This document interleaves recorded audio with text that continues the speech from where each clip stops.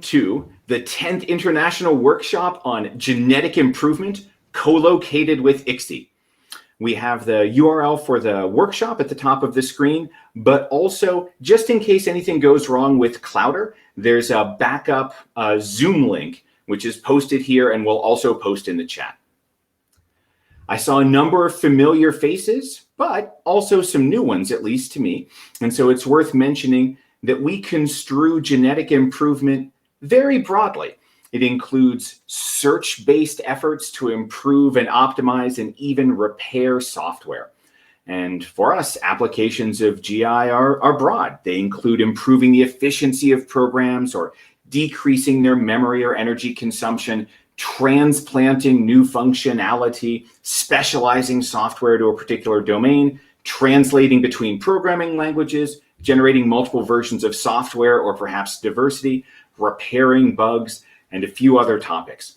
And there are a number of summaries or surveys of genetic improvement and how it's been a bit on the rise in the last 5 to 10 years. And I have one example shown on the right, but there are many more.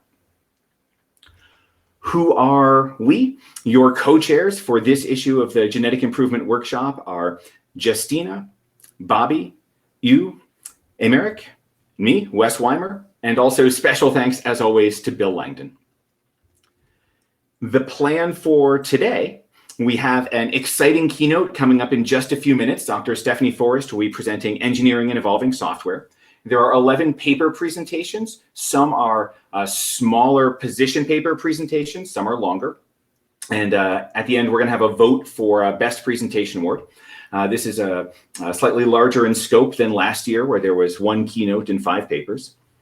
I want to remind you, especially if this is one of the first Clowder things you've been to, that the time cutoffs are often done automatically. And so a question you're asking might get interrupted. We have to be careful about starting presentations. Indeed, we'll even see if I finish mine in time. And we've got that backup Zoom link again.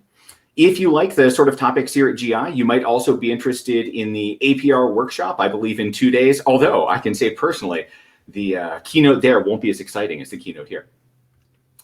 This schedule is listed in Clowder on the workshop webpage, and I'm not going to go through it in detail, but I do want to point out both the 20-minute breaks and also the time for presentations followed by time for discussion. So a longer paper, 15 minutes plus 10, a position paper, 2 plus 8, because GI has traditionally had a focus on constructive suggestions and commentary and collaborative research. And that's something we're really hoping will continue this year, that this is a workshop and it's really a place for people to talk and come together and share what we're interested in.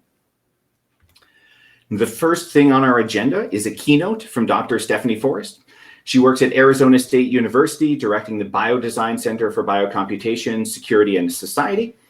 And officially, she studies the biology of computation and the computation of biology, including work on computational immunology, computer security, automated software repair, evolutionary computation, and biological modeling. She might actually be in another room and she might not be able to hear me, which will allow me to say many positive things about her. On a personal note, from a sense of self for Unix processes to randomized instruction set emulation to automated program repair, I really think she bridges the gap between biology and computation with a focus on big, meaningful ideas. She makes it easy to learn new things about the world and bring them into your research, and she's taught me quite a bit. I'd like to encourage all of you to please join me in welcoming Dr. Stephanie Forrest for the keynote, starting in just a minute.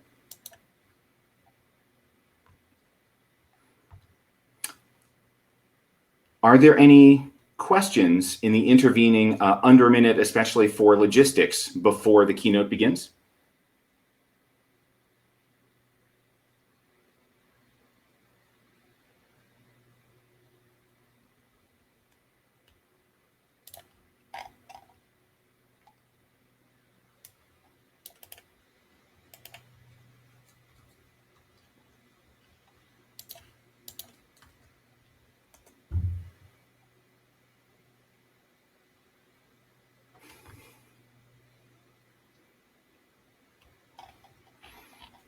All right.